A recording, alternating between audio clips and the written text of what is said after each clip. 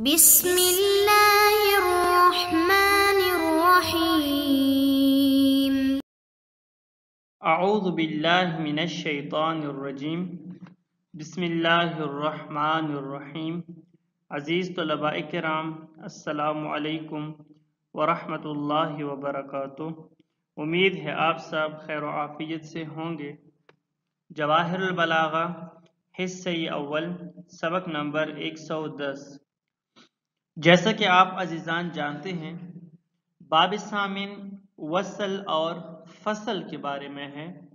بحث دوم مواضع فصل کے بارے میں ہے۔ پہلے 3 موارد فصل ہم پڑھ چکے ہیں، آج آخری ایک مورد رہتا ہے، وہ بھی انشاءاللہ مکمل کریں گے۔ الموضع الرابع التوسط بین الکمالین مع قیام المانع من العطف۔ مقامات فصل میں سے چوتھا مقام التوسط بین الکمالین ہے۔ التوسط بین الکمالین کا مطلب یہ ہے کہ جب 2 ایسے جملے ہوں کہ نہ تو وہاں پر کمال الاتصال ہے اور نہ وہاں پر کمال الانقطاع ہے، البتہ ان کے درمیان ربط بھی موجود ہے، لیکن ساتھ ایک معنی بھی ہے کہ جو ان کو آپس میں ملانے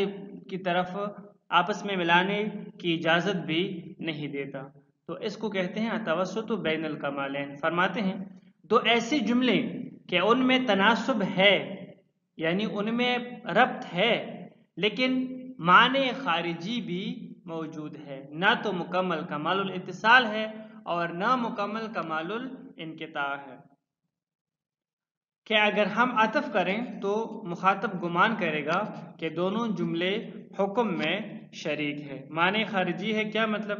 معنی خارجی ہے مثلا اگر ہم وہاں پر عطف کریں گے تو مخاطب گمان کرے گا کہ دونوں جملے حکم میں شریک ہے، البتہ اگر کوئی قرینہ ہو کہ جس کی وجہ سے مخاطب غلط فہمی کا شکار نہ ہو جائے تو پھر کوئی مشکل نہیں ہے، وہاں واو کے ساتھ عطف بھی کر سکتے ہیں، کوئی مشکل نہیں ہے، تھوڑا سا غور کی ضرورت ہے۔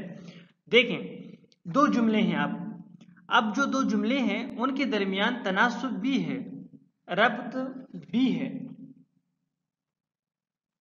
لیکن دوسری طرف سے معنی بھی ہے۔ اب ربط کو دیکھیں تو وصل کرنا چاہیے، لیکن اگر ہم دوسری طرف معنی کو دیکھیں تو معنی ہمیں وصل سے روکتا ہے، اور جو معنی ہے وہ معنی خارجی ہے، معنی ذاتی نہیں ہے۔ اگر معنی ذاتی ہوتا تو پھر کمال الانقطاع ہوتا، پھر التوسط بین الکمالین والی بات نہ آتی۔ معنی خارجی ہے، معنی دور ہو سکتا ہے، تو فرماتے ہیں کہ جب تک معنی ہے تب تک ہم فصل کریں گے، تب تک ان دونوں جملوں کو الگ الگ لائیں گے، اور اگر جب کبھی وہ معنی ختم ہو گیا تو پھر کوئی مشکل نہیں ہے، پھر ہم ان 2 جملوں کو واو عاطفہ کے ذریعے سے ملا بھی سکتے ہیں، پھر ہم ان کے درمیان وصل بھی کر سکتے ہیں۔ پس موضع رابع کا خلاصہ سنیں۔ 2 ایسے جملے ہیں جن کے درمیان ربط بھی ہے، لیکن ربط کے ساتھ ساتھ ایک معنی بھی ہے، وہ ربط کمال الاتصال کی حد تک نہیں ہے، اور جو معنی ہے وہ معنی خارجی ہے، وہ معنی ذاتی نہیں ہے، یعنی کمال الانقطاع کی حد والا معنی نہیں ہے۔ پس جب ایسا مقام ہے اور وہ معنی بھی ہے تو یہاں پر ہم کیا کریں گے؟ فصل کریں گے، البتہ اگر وہ معنی دور ہو جائے تو پھر کوئی مشکل نہیں ہے۔ اگر وہ معنی دور ہو جائے تو پھر ان 2 جملوں کے درمیان پہلے سے ربط ہے، یعنی ایک ربط ہے ان 2 جملوں کے درمیان، اس ربط کو مد نظر رکھتے ہوئے ہم ان 2 جملوں کے درمیان واو عاطفہ کے ذریعے سے وصل کر سکتے ہیں، کوئی مشکل نہیں ہے۔ الموضع الرابع التوسط بین الکمالین مع قیام المانع من العطف وهو كون الجملتين متناسبتين لكن يمنع من العطف مانع كتوهم التشریک فی الحکم۔ فرماتے ہیں کہ مقامات فصل میں سے جو چوتھا مقام ہے وہ ہے التوسط بین الکمالین، یعنی کمال الاتصال اور کمال الانقطاع ان دونوں کی مابین ایک حالت ہو. دو جملے ہیں، دو جملے ایسے ہیں کہ ان کے درمیان مناسبت بھی ہے، اس میں بھی کوئی شک نہیں ہے کہ ان دو جملوں کے درمیان مناسبت بھی ہے، لیکن ساتھ ایک معنی ہے، لیکن وہ معنی خارجی ہے، معنی ذاتی نہیں ہے، کہ جو معنی ان دو جملوں کو آپس میں ملانے سے روک رہا ہے. دیکھیں وہ کون الجملتین متناسبتین، وہ دو جملے ایسے ہیں کہ جن کا آپس میں ربط ہے، لیکن یمنع من العطف مانع، لیکن وہاں پر ایک معنی ہے کہ جو ان دو جملوں کو آپس میں یعنی وصل سے روکتے ہیں. جس طرح کہ توہم تشریک فی الحکم، مثلا اگر وہاں پر ہم واو کے ذریعے سے ان دو جملوں کے درمیان وصل کریں گے تو توہم ہوگا کہ حکم میں یہ دونوں شریک ہیں، لیکن ایسا ہے نہیں، حکم دونوں کا الگ الگ ہے. جس طرح کہ قولہ تعالی، خداوند تبارک و تعالی کا فرمانا ہے وَإِذَا لَقُوا الَّذِينَ آمَنُوا قَالُوا آمَنَّا وَإِذَا خَلَوْا إِلَى شَيَاطِينِهِمْ قَالُوا إِنَّا مَعَكُمْ إِنَّمَا نَحْنُ مُسْتَهْزِئُونَ اللہ یستہزئ بہم. اور جب وہ ایمان والوں سے ملتے ہیں تو کہتے ہیں ہم ایمان لے آئے ہیں، اور جب اپنے شیطانوں کے ساتھ تخلیے میں ہوتے ہیں تو کہتے ہیں ہم تو تمہارے ساتھ ہیں، ہم صرف ان مسلمانوں کا مذاق اڑا رہے ہیں، اللہ بھی ان کے ساتھ تمسخر کر رہا ہے. سورۃ البقرہ آیت نمبر 14 اور 15. فجملة اللہ یستہزئ بہم لا یصح عطفها على جملة انا معکم. فرماتے ہیں کہ یہ جو دوسرا جملہ ہے اللہ یستہزئ بہم، آیت نمبر 15 کا جو پہلا جملہ ہے، اس جملے کا انا معکم کے ساتھ ملانا درست نہیں ہے. کیوں؟ وجہ کیا ہے؟ وجہ ہے کہ لاقتضائی ہی انہ من مقول المنافقین والحال انہ من مقولت تعالی جزاء لهم. فرماتے ہیں کہ یہ جو ہے اللہ یستہزئ بہم، یہ خداوند تبارک و تعالی کا فرمانا ہے، لیکن انا معکم انما نحن مستہزئون، یہ جو جملہ ہے یہ منافقین کا قول ہے، یہ منافقین کہہ رہے ہیں. اگر ہم یہاں پر واو کو لگائیں کہ وَيَسْتَهْزِئُ بِهِمْ اللہ وَاللَّهُ يَسْتَهْزِئُ بِهِمْ، اگر ہم اللہ سے پہلے واو کو لگائیں تو یہاں پر توہم ہوگا کہ یہ جو بعد والا جملہ ہے وَاللَّهُ يَسْتَهْزِئُ بِهِمْ یہ بھی منافقوں کا قول ہے، حالانکہ ایسے نہیں ہے، یہ خداوند تبارک و تعالی کا فرمانا ہے. یہ دونوں ایک فرد کا یا ایک ہی گروہ کا قول نہیں ہے، یہ دونوں حکم میں شریک نہیں ہیں بلکہ الگ الگ ہیں.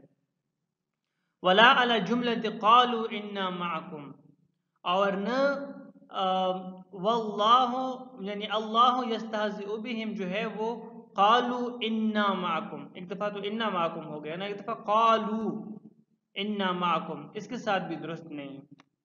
کیوں؟ لئلا یتوہم مشارکتہ لہ فی التقیید بالظرف وان استہزاء اللہ بہم مقید بحال خلوفہم الی شیاطینہم، والواقع ان استہزاء اللہ بالمنافقین غیر مقید بحال من الاحوال ولہذا وجب ایضا الفصل. اچھا، یہ اللہ یستہزئ بہم اور قالوا انا معکم، اب یہ دونوں کیوں حکم میں شریک نہیں ہیں؟ یہ اس وجہ سے شریک نہیں ہے کہ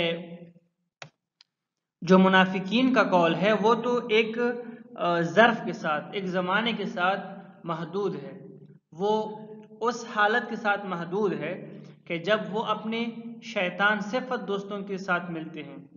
تو جب ان کے ساتھ ملتے ہیں، مسلمانوں سے جب دور ہو جاتے ہیں اور شیطان صفت اپنے منافق دوستوں کے ساتھ ملتے ہیں تو پھر ان سے کہتے ہیں کہ ہم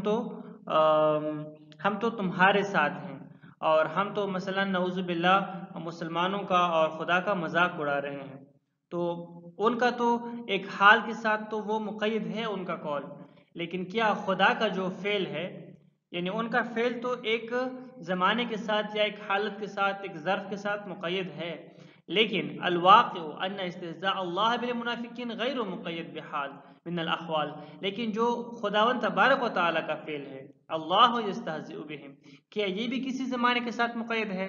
نہیں، ایسا نہیں ہے۔ ایسا تو نہیں ہے نا کہ خداوند تبارک و تعالیٰ جو ہے مثلا کسی وقت تو یعنی ان کی استہزاء کرتا ہو اور کسی وقت نہ کرتا ہو، ایسا تو نہیں ہے، بلکہ تو ایک کلی قانون ہے کہ منافقین خداوند تبارک و تعالیٰ کے لیے قابل قبول نہیں ہے۔ اللہ ان کا تمسخر کرتا ہے، ابھی خدا کا جو تمسخر ہے وہ کسی زمانے کے ساتھ، کسی زمان کے ساتھ، کسی مکان کے ساتھ مقید نہیں ہے۔ لہٰذا اس وجہ سے یہاں پر واجب ہے کہ فصل ہو، وصل نہ ہو، اگر وصل ہو تو پھر توہم پیدا ہوگا۔ والمانع من العطف في هذا الموضع امر خارجي احتمالي يمكن دفعه بمعونة قرينة، ومن هذا ومما سبق يفهم الفرق بينه وبين شبه كمال الانقطاع۔ فرماتے ہیں کہ یہاں پر جو معنی ہے عطف سے، وہ ایک امر خارجی ہے جو یعنی توہم ہے۔ اب اگر اس امر خارجی کو کسی قرینے کے ذریعے سے دور کیا جائے تو پھر کوئی مشکل نہیں ہے، پھر یہاں پر ہم عطف بھی کر سکتے ہیں۔ بس آپ سمجھ گئے کہ کمال الانقطاع اور شبہ کمال الانقطاع میں کیا فرق ہے، یعنی التوسط بین الکمالین میں اور کمال الاتصال یا جو کمال الانقطاع ہے یا جو شبہ کمال الانقطاع ہے مثلا یا شبہ کمال الاتصال ہے، تو ان میں کیا فرق ہے۔ التوسط بین الکمالین الگ ہے کیونکہ یہاں پر جو امر ہے وہ امر خارجی ہے، جبکہ کمال الانقطاع میں جو امر ہے وہ امر واقعی یعنی ذاتی ہے۔ هذا فكل من الفصل والوصل يجيء لأسباب بلاغية، ويظهر مما ذكرنا أن الوصل جمع وربط بين الجملتين بالواو خاصة للصلة بينهما في الصورة والمعنى مع تغايرهما معنى أو لدفع اللبس أو لقصد التشريك في الإعراب، والفصل ترك الربط بين الجملتين إما لأنهما متحدتان صورة ومعنى أو بمنزلة المتحدتين، وإما لأنهما مختلفتان ولا صلة بينهما في الصورة أو في المعنى، وإما تغايرهما معنى لوجود مانع من العطف۔ اس پیراگراف میں اوپر جو کچھ ابھی تک وصل اور فصل کے بارے میں بیان کیا گیا اس بارے میں فقط خلاصہ ہے اور کچھ بھی نہیں ہے۔ فرماتے ہیں کہ فصل اور وصل یعنی اگر کہیں پر فصل یعنی اگر کوئی مورد اور مقام فصل کا ہے تو وہ بھی کسی غرض بلاغی کے تحت ہے، اور اگر کوئی مقام وصل کا ہے تو وہ بھی کسی غرض بلاغی کے تحت ہے۔ اور آپ سمجھتے ہیں کہ وصل کیا ہے؟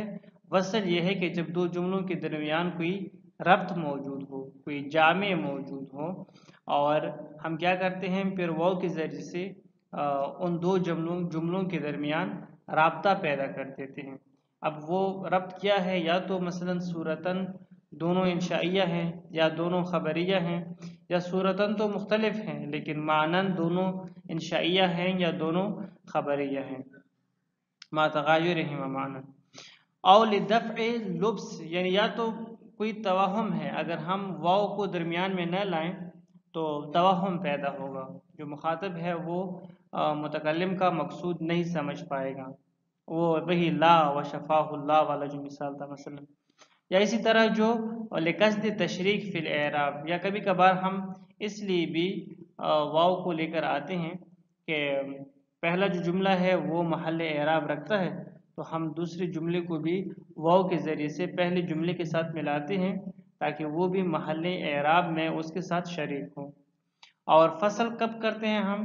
فصل کا مطلب یہ ہے کہ جب دو جملوں کے درمیان ہم رابطے کو ترک کرتے ہیں، ربط کو ترک کرتے ہیں۔ کیوں؟ یا تو اس لیے کہ وہ دونوں جملے متحد ہیں، اس انداز سے کمال الاتصال ہے ان دو جملوں کے درمیان کہ واو کے لانے کی ضرورت ہی نہیں ہے. مثلا صورتاً دونوں انشائیہ ہیں یا دونوں خبریہ ہیں، یا مثلا معنن دونوں متصل ہیں آپس میں، یا او بمنزلت المتحدتین یا شبہ کمال اتصال ہے، یا مثلا کمال الانقطاع ہے، اور یا مثلا دونوں التوسط بین الکمالین ہیں. یعنی ایک لحاظ سے دیکھیں تو رابطہ بھی ہے ان دو جملوں کا آپس میں، لیکن دوسرے لحاظ سے دیکھیں تو معنی بھی موجود ہے، لیکن وہ معنی خارجی ہیں، معنی ذاتی نہیں ہے. بس ایک خلاصہ ہے اس مختصر سے پیراگراف میں اب تک جو ہم نے دو فصول میں، دو ابحاث میں جو ہم نے پڑھا، بحث اول اور بحث دوم میں، ان دونوں کا ایک چھوٹا سا خلاصہ پیش کیا ہے. السلام علیکم ورحمۃ اللہ وبرکاتہ.